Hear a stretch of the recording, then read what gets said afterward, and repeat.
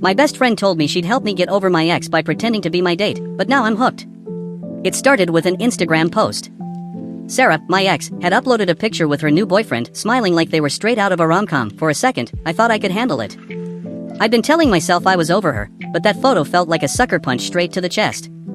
I stared at it longer than I should have, wondering how she'd moved on so quickly when I still felt like I was stuck in the wreckage. Chloe, my best friend, noticed. She always did. "You're doing it again," she said, perched on my kitchen counter like she owned the place. "You've got that sad puppy look. Honestly, it's not your best." I rolled my eyes, trying to brush it off, but Chloe was relentless. "You need a distraction," she insisted. Then, with a wicked grin, she added, "or better yet, revenge." That got my attention. "Revenge? What are you talking about? What if we went to that party tomorrow night, and I pretended to be your date? We'll make her see exactly what she's missing. Nothing screams, 'I'm over you' like showing up with someone who looks this good." She gestured to herself with a smug smirk. I laughed, but the idea simmered in the back of my mind. Chloe and I had always had this easy, comfortable vibe, but the thought of her pretending to be my date? That was new territory.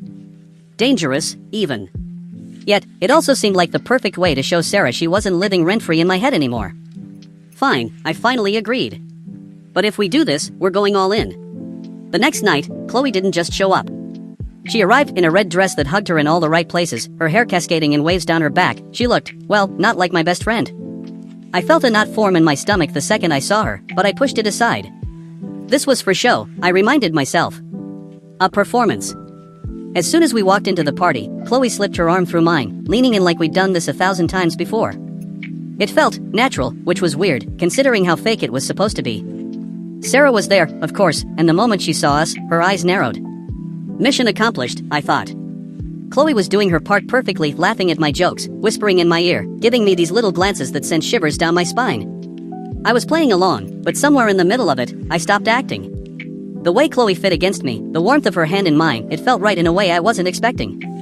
And the more I looked at her, the more I realized I wasn't thinking about Sarah at all anymore. As the night wore on, the lines between pretending and reality blurred. There was a moment when Chloe leaned in close, her breath warm on my neck, and whispered something about Sarah leaving with a scowl. But all I could focus on was how close she was, how the sound of her laughter felt like it was wrapping around my heart. When we left the party, everything felt charged. There was no more performance, just us walking side by side through the quiet streets. We didn't say much, but the silence between us wasn't awkward. It was something else, something heavier. Finally, we reached my door, and I turned to thank her, trying to shake off the lingering tension. "You were amazing tonight, you know? Like, seriously." Sarah didn't stand a chance. Chloe smiled, but it wasn't her usual playful grin. It was softer, almost shy, something I rarely saw from her. "You know," she said, her voice quiet, "it wasn't just for Sarah's sake." I blinked, taken off guard. "Wait, what?" She shrugged, that playful edge returning for just a second. "I had fun tonight. But I wasn't pretending. Not about all of it, anyway." My heart stuttered in my chest. Chloe asterisk, my best friend asterisk, was standing there, inches away, confessing something I hadn't been ready to hear. Suddenly, it felt like the ground had shifted beneath me, and I wasn't sure where to step next.